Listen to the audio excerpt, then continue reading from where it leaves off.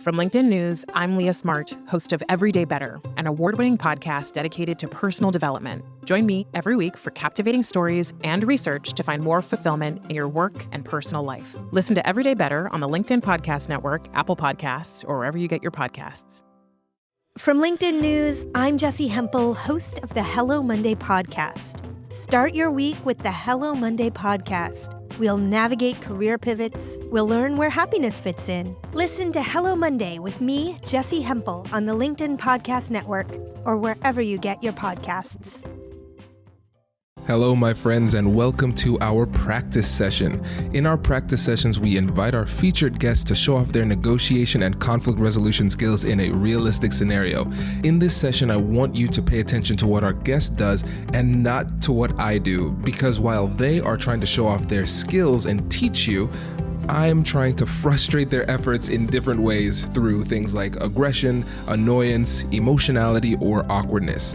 And then after the practice session, we debrief and talk about what worked, what didn't work, and what you can use in your next difficult conversation.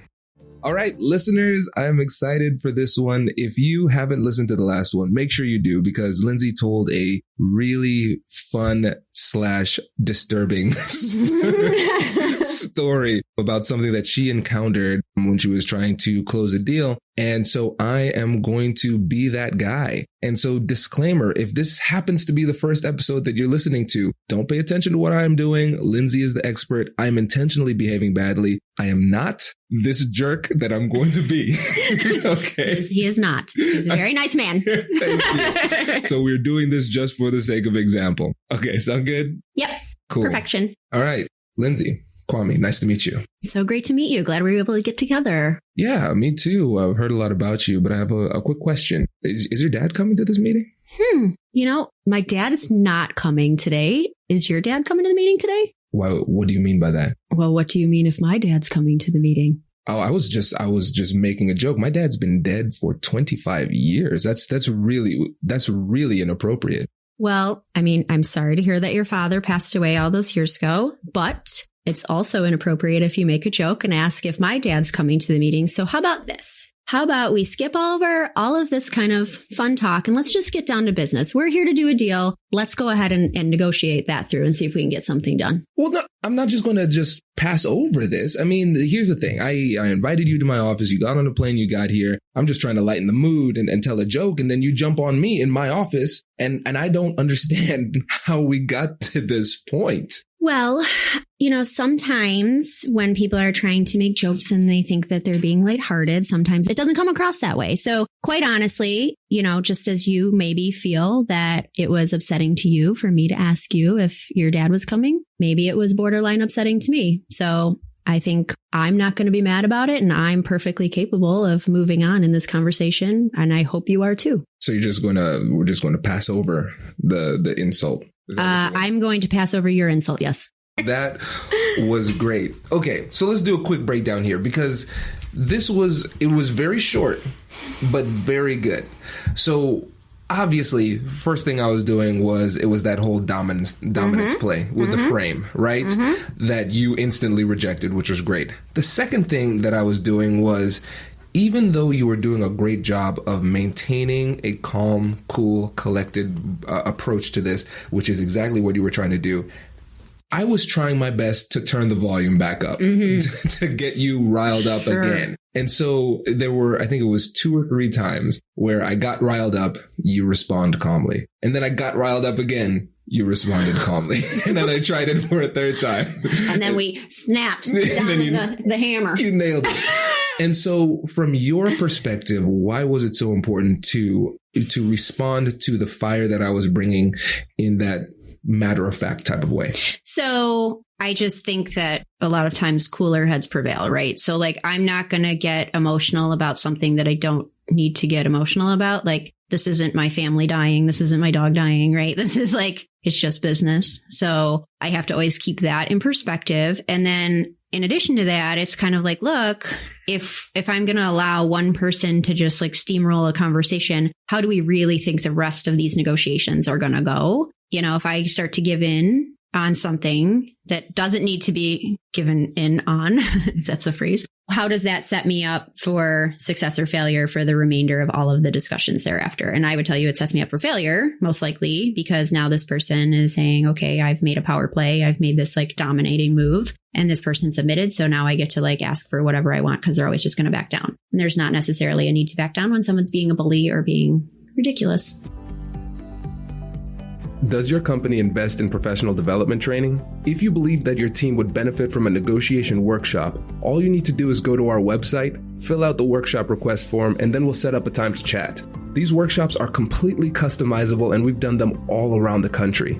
Negotiation and conflict resolution skills are beneficial across all professions, but they're especially useful in procurement, purchasing, sales, sourcing, and contract management. Our calendar is filling up quickly, and we even have some workshops scheduled for next year. If you think you might want one, I'd suggest reaching out soon so you don't miss out. Check out the link in the description to learn more. And now, back to the show. Hey you, I'm Andrew Seaman. Do you want a new job? Or do you want to move forward in your career? Well, you should listen to my weekly show called Get Hired with Andrew Seaman. We talk about it all, and it's waiting for you, yes you, wherever you get your podcasts. Brace the rudders! Raise the sails! Raise the sails! Captain, an unidentified ship is approaching. Over. Roger. Wait, is that an enterprise sales solution? Reach sales professionals, not professional sailors. With LinkedIn ads, you can target the right people by industry, job title, and more. We'll even give you a $100 credit on your next campaign. Get started today at linkedin.com/marketer. Terms and conditions apply. Yeah, no, I agree.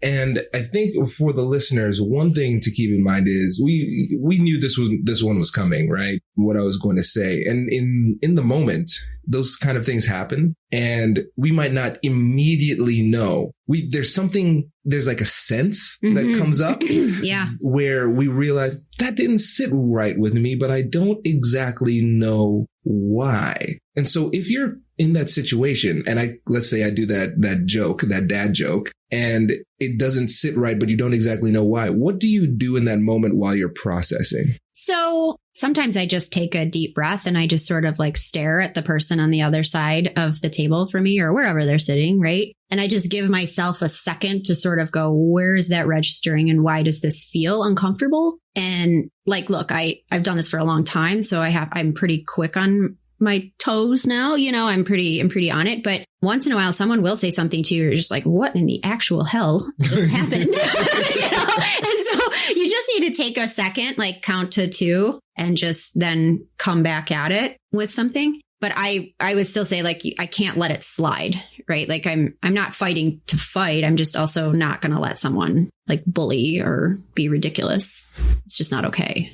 I agree. And I think taking that time, taking those deep breaths, brilliant, absolutely brilliant, because it gives you not only time to think, but also you can use it as an opportunity to try and settle yourself, to bring yourself back down, because you might want to respond very forcefully with that elevated volume, which makes things worse, instead of responding in the way that you did, which is calm and level-headed. Yeah. And look, that came over years of work. Like I used to, like initially when I started negotiating, like people would get excited, I would get excited. And then it was like this excited feeding frenzy, right? Like, and you don't actually really get where you want to go a lot of times if you're all feeding off of each other in the excited frenzy. Sometimes you just need to take a step back, take a deep breath, and then continue on in a level-headed way. Also, fun fact, it does sometimes throw the people on the other side when you're like, cool as a cucumber, and they're like, what is happening? Why aren't they getting mad? Yep. And I think that's a really great point. I don't want people to miss it, because think about James Bond. When it comes to movies, right? He's almost thought of as the quintessential cool guy, right? But one thing we never see him do is freak out. He never loses his cool. And sometimes somebody says something to him that is meant as a threat, and his lack of responsivity is the thing that makes you realize, oh, he's cool under pressure, right? He's less reactive, the lack of reactivity, I should say. And so that kind of shakes the other side. Oh, that's a sign of confidence. And I would say, and I've actually had people say to me in times past, like, wow, like I just threw a lot at you right there. And it's, a lot of times my client going like, oh, and they're all worked up and whatever. And I just respond very calmly and, okay, well, this is how we're going to do this. We're going to go through it very methodically. This is how and I just stay very calm, because if you're the person, in my shoes, a lawyer representing other people, the last thing you need or want is your attorney freaking out. So if your attorney's freaking out, you have a real situation on your hands. Okay. And so it doesn't instill a lot of confidence for your client either if you're the one also freaking out. Like you should empathize with them, understand what their point is, but you should also be able to say like, okay, how do we methodically and calmly walk through this and give them confidence that you feel good about whatever it is that you're about to tackle for them. Absolutely. And for me, sometimes when I'm not sure what the person meant by that, but I think it might have been insulting, or sometimes when I know it was flagrantly insulting, what I do is I take that breath and then I say, what do you mean by that? And just ask them to explain it. It's like, listen, where there's a joke, there's a premise and a punchline. So what was the underlying premise of the joke so I can understand exactly where you're coming from? And that's smart. I mean, look, for me, whenever I always kind of think about this, right? Jokes are funny because every joke has a little bit of truth to it. And people are like, they have some sort of like ulterior motive for saying the thing that they said. And you always have to keep that in mind. And, I don't know what everyone's negotiation style is out there listening, but some jokes just aren't funny. Mm-hmm. And it's probably doing you a disservice to try to inject them into conversation when you could just be a normal, rational human being. Exactly. And let's take a second, break this down psychologically. If somebody says a joke, what do they want? They want laughter or some at least look of amusement. And so if we think about it in negotiation terms, it's offer and acceptance. The joke is the offer. The laughter or look of amusement is acceptance. If we clearly reject it, rejection hurts. Mm-hmm. Rejection hurts. And usually if you respond with, what do you mean by that? Or you let them know that it wasn't funny, they're going to stop approaching the situation from that